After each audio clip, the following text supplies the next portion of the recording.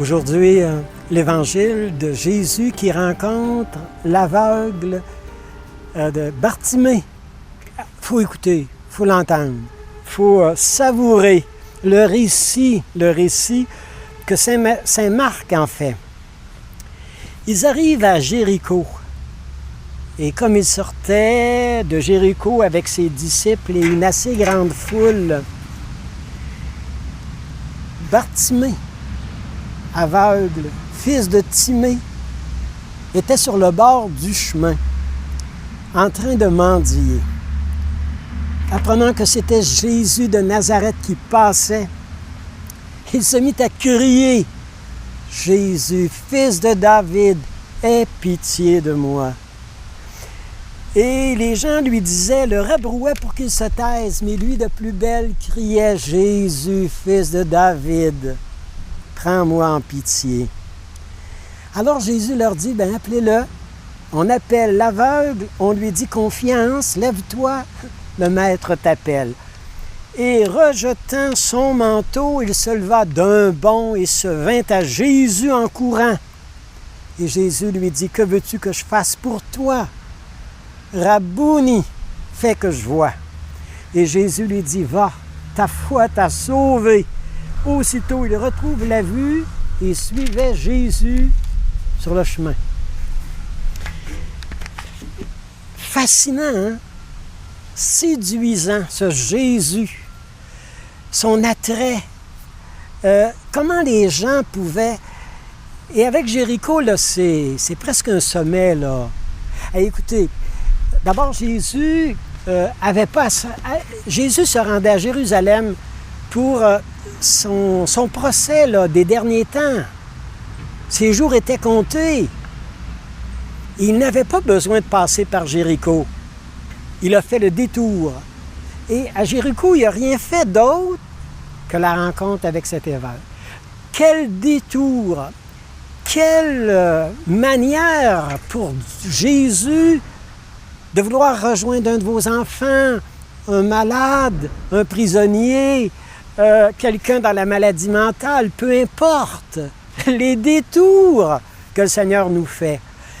Et c'est assez clair, on dirait qu'il connaît déjà cet aveugle de Jéricho. Je ne sais pas si c'est sa grand-mère à cet aveugle-là qui lui avait parlé de Jésus.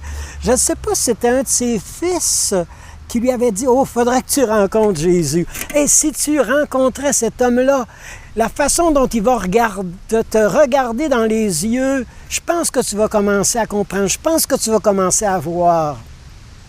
Il y a toujours des gens qui nous ont précédés, qui nous ont présenté Jésus, qui nous ont parlé de Jésus.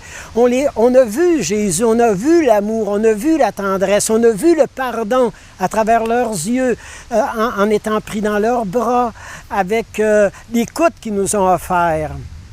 L'aveugle, sur le bord du chemin, on dirait qu'il est travaillé, c'est comme si le ciel est enveloppé à l'intérieur de lui, la grâce, la vie, l'éternité. Et on dirait que ça l'envahit et ça déchire le voile qu'il avait sur les yeux. Et ça ouvre le cerveau à d'autres avenues dans sa vie. C'est un homme insatisfait, hein? Heureux les insatisfaits.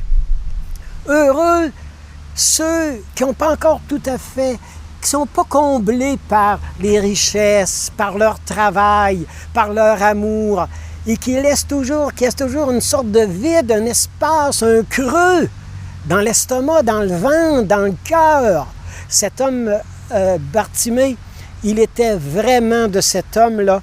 Vous savez, de ces insatisfaits, suivre Jésus, vivre l'Évangile, connaître la joie de l'Évangile ne peut attirer que les gens insatisfaits.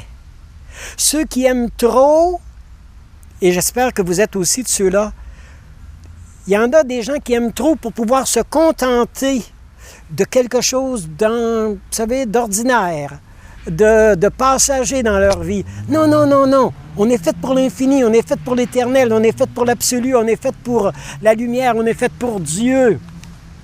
On a, comme chrétiens, des vocations de défricheurs, de plongeurs de plongée sous-marine.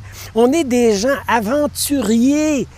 Alors, comme cet homme qui courait pour revoir Jésus, comme il est beau quand Jésus lui demande « Que veux-tu que je fasse pour toi? » Et tu sens que l'autre a tout le cœur. « Je veux te suivre, je veux aimer, je veux devenir le rêve que Dieu a fait sur moi. » Et le voilà qui se met à... Quand il voit Jésus, les gens essayent de le faire taire, hein? Parce que, me semble qu'il dérange la foule. Mais il est comme une sorte de petite fleur têtue qui pousse à travers l'asphalte et qui marche vers la lumière. Vous savez, il est comme quelqu'un qui peut pas être satisfait de sa vie. Et quand Jésus va lui dire, écoute, viens à ma suite. Il va jeter son manteau. Je ne sais pas quel manteau vous empêche de courir. Je ne sais pas quel manteau vous protège contre l'amour. Je ne sais pas quelle sorte de résistance que vous vous êtes fait pour ne pas trop suivre de proche Jésus, pour ne pas aller jusqu'au bout de nos amours. L'espérance, c'est la passion de l'impossible. Et l'aveugle, il a cru à l'impossible. Il a cru au miracle. Vous savez, l'avenir n'était pas possible pour cet aveugle. L'avenir n'est pas possible L'avenir ne peut pas venir à nous si on ne le désire pas, si on n'a pas une certaine détermination. On ne prend pas, vous savez, on n'entre pas dans l'espérance comme on prend un train. Il faut vraiment une certaine force pour aller. L'abbé Pierre disait « Suivre Jésus, donner sa vie pour une cause pour les pauvres, donner sa vie pour évangéliser le monde, donner sa vie pour le meilleur et pour le pire dans le mariage. » Il faut être un peu fou, hein? C'est déraisonnable. Il faut prendre un grand risque. Alors, on va demander par aujourd'hui cette grâce de rentrer dans les pas de Jésus, de mettre nos mains dans les mains de Jésus, notre cœur dans le cœur de Jésus et d'aller le porter à ceux qui sont sans espoir, sans lumière, sans feu, sans grâce, sans avenir et que par notre vie, leur vie bascule dans la lumière, dans la grâce, dans l'infini et dans un amour qui va jusqu'au bout.